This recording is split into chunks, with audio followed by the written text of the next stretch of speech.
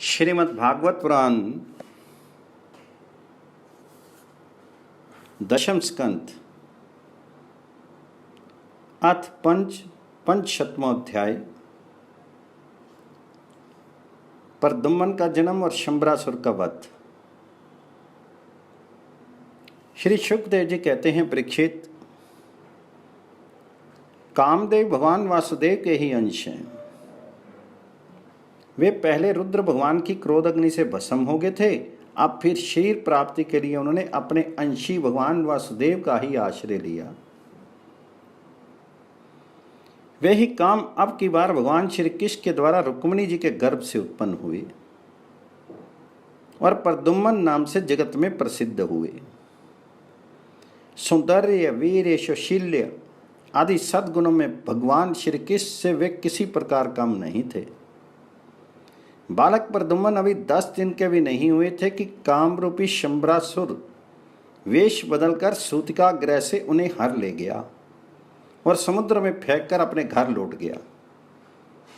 उसे मालूम हो गया था कि यह मेरा भावी शत्रु है। समुद्र में बालक प्रद्युम्न एक बड़ा भारी उसको मत्स्य निकल गया। तदंतर मछुओं ने अपने बहुत बड़े जाल में फंसाकर दूसरी मछलियों के साथ उस मत्स्य को भी पकड़ लिया और उन्होंने उसे ले जाकर शंबरासुर को भेंट के रूप में दे दिया। शंबरासुर के रसोइये इस अद्भुत मत्स्य को उठाकर रसोई घर में ले आए और कुल्हाड़ियों से उसे काटने लगे। रसोइयों ने मत्स्य के पेट में बालक देखकर उसे शंबरासुर की दासी मायावती को समर्पित किया। उसके मन में बड़ी शंका हुई। तब नारद जी ने आकर बालक का कामदेव होना, श्री कृष्ण की पत्नी रुक्मिणी के गर्भ से जन्म लेना, मत्स्य के पेट में जाना, सब कुछ कह सुनाया। परीक्षित, वह मायावती कामदेव की ये सस्विनी पत्नी रति ही थी। जिस दिन शंकर जी के क्रोध से कामदेव का शीर भस्म हो गया था, उसी दिन से वह उसकी देह के पुनः उत्पन्न होने की प्रतीक्षा कर रही थी। उसी रति को शंबरासुर ने अपने यहां दाल भात बनाने के काम में नियुक्त कर रखा था। जब उसे मालूम हुआ कि इस शिशु के रूप में मेरे पति कामदेव ही हैं, तब वह उसके प्रति बहुत प्रेम करने लगी। श्री कृष्ण कुमार भगवान प्रद्युम्न बहुत थोड़े दिनों में जवान हो गए। उनका रूप लावण्य इतना अद्भुत था कि जो स्त्रियां उनकी ओर देखती, उनके मन में श्रृंगार रस का उद्दीपन हो जाता। कमल दल के समान कोमल एवं विशाल नेत्र, घुटनों तक लंबी लंबी बाहें और मनुष्य लोक में सबसे सुंदर शरीर। रति सलज्ज हास्य के साथ भौं मटकाकर उनकी ओर देखती और प्रेम से भरकर भाव व्यक्त करती हुई उनकी सेवा शुरुआ में लगी रहती। श्री कृष्ण नंदन भगवान प्रद्युम्न ने उसके भावों में परिवर्तन देखकर कहा, देवी, तुम तो मेरी मां के समान हो, तुम्हारी बुद्धि उल्टी कैसे हो गई? मैं देखता हूं कि तुम माता का भाव छोड़कर कामनी के समान हाव भाव दिखा रही हो। तो रथी कहने लगी, प्रभु, आप स्वयं भगवान नारायण के पुत्र हैं। शंबरासुर आपको सूतिका ग्रह से चुरा लाया था। आप मेरे पति स्वयं कामदेव हैं और मैं आपकी सदा की धर्मपत्नी रति हूं। मेरे स्वामी, जब आप 10 दिन के भी नहीं थे, तब इस शंबरासुर ने आपको हरकर समुद्र में डाल दिया था। वहां एक मत्स्य आपको निकल गया और उसी के पेट से आप यहां मुझे प्राप्त हुए हैं। ये शंबरासुर सैकड़ों प्रकार की माया जानता है। इसको अपने वश में कर लेना या जीत लेना बहुत ही कठिन है। आप अपने शत्रु को मोहन आदि मायाओं के द्वारा नष्ट कर डालिए। स्वामिन, अपनी संतान आपके खो जाने से आपकी माता पुत्र स्नेह से व्याकुल हो रही है। वे आतुर होकर अत्यंत दीनता से रात दिन चिंता करती रहती है। उनकी ठीक वैसे ही दशा हो रही है जैसे बच्चा खो जाने पर कुर्री पक्षी की अथवा बछड़ा खो जाने पर बेचारी गाय की होती है। मायावती रति ने इस प्रकार कहकर परम शक्तिशाली प्रद्युम्न को महामाया नाम की विद्या सिखाई। यह विद्या ऐसी है जो सब प्रकार की मायाओं का नाश कर देती है। अब प्रद्युम्न जी शंबरासुर के पास जाकर उस पर बड़े कटु कटु आक्षेप करने लगे। वे चाहते थे कि वह किसी प्रकार झगड़ा कर बैठे। इतना ही नहीं, उन्होंने युद्ध के लिए उसे स्पष्ट रूप से ललकारा।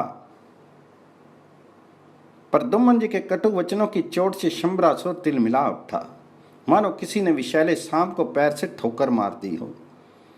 उसकी आंखें क्रोध से लाल हो गई। वह हाथ में गदा लेकर बाहर निकल आया। उसने अपनी गदा बड़े जोर से आकाश में घुमाई और इसके बाद प्रद्युम्न जी पर चला दी। गदा चलाते समय उसने इतना ककर सिंहनाद किया मानो बिजली कड़क रही हो। परीक्षित, भगवान प्रद्युम्न ने देखा कि उसकी गदा बड़े वेग से मेरी ओर आ रही है। तब उन्होंने अपनी गदा के प्रहार से उसकी गदा गिरा दी और क्रोध से भरकर अपनी गदा उस पर चलाई। तब वह दैत्य मायासुर की बतलाई हुई असुरी माया का आश्रय लेकर आकाश में चला गया और वहां से प्रद्युम्न जी पर अस्त्र शस्त्रों की वर्षा करने लगा। महारथी प्रद्युम्न जी पर बहुत सी अस्त्र वर्षा करके जब वह उन्हें पीड़ित करने लगा, तब उन्होंने समस्त मायाओं को शांत करने वाली सत्वमयी महाविद्या का प्रयोग किया। तंत्र शंबरासुर ने यक्ष, गंधर्व, पिशाच, नाग और राक्षसों की सैकड़ों मायाओं का प्रयोग किया, परंतु श्री कृष्ण कुमार प्रद्युम्न जी ने अपनी महाविद्या से उन सब का नाश कर दिया। इसके बाद उन्होंने एक तीक्ष्ण तलवार उठाई और शंबरासुर का किरीट एवं कुंडल से शोभित सिर, जो लाल लाल दाढ़ी मूछों से बड़ा भयंकर लग रहा था, काटकर धड़ से अलग कर दिया। देवता लोग पुष्पों की वर्षा करते हुए स्तुति करने लगे।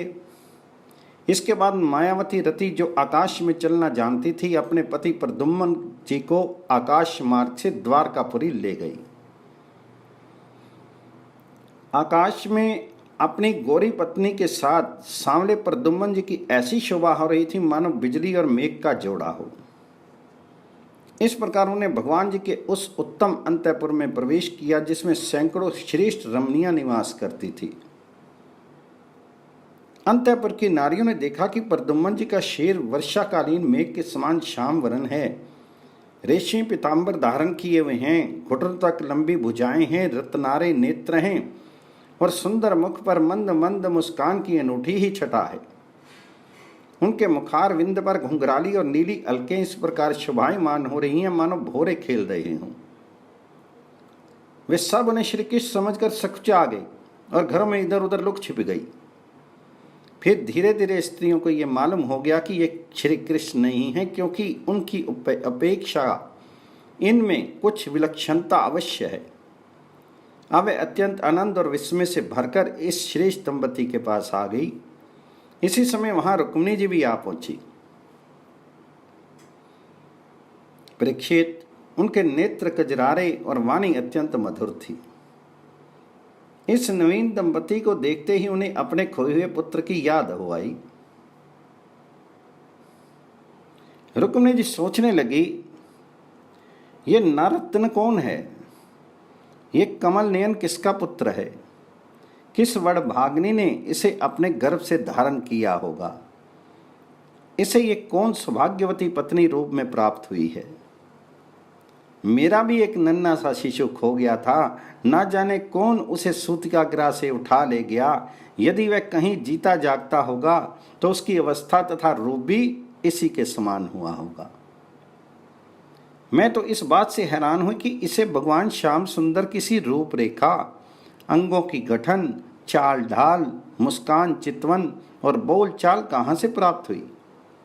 हो ना हो ये वही बालक है जिसे मैंने अपने गर्भ में धारण किया था, क्योंकि स्वभाव से ही मेरा स्नेह इसके प्रति उमड़ रहा है और मेरी बाईं बाँ भी फड़क रही है।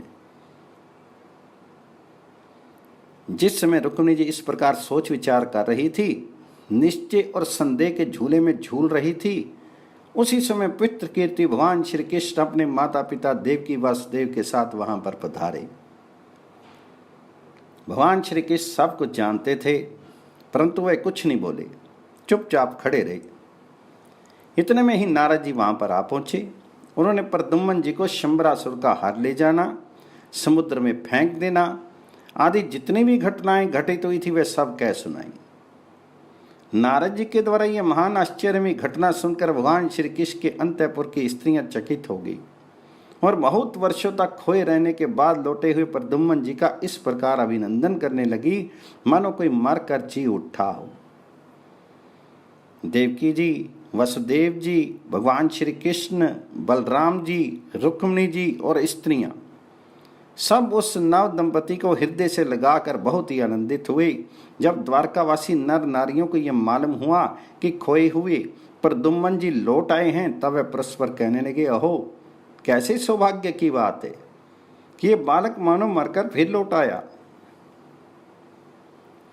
प्रद्युम्न जी का रूप रंग भगवान श्री कृष्ण से इतना मिलता जुलता था कि उन्हें देखकर उनकी माताएं भी उन्हें अपना पतिदेव श्री कृष्ण समझकर मधुर भाव से मग्न हो जाती थी और उनके सामने से हटकर एकांत में चली जाती थी।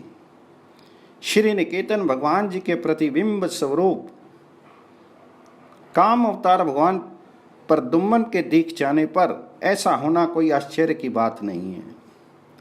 फिर उन्हें देखकर दूसरी स्त्रियों की विचित्र दशा हो जाती थी, इसमें तो कहना ही क्या है।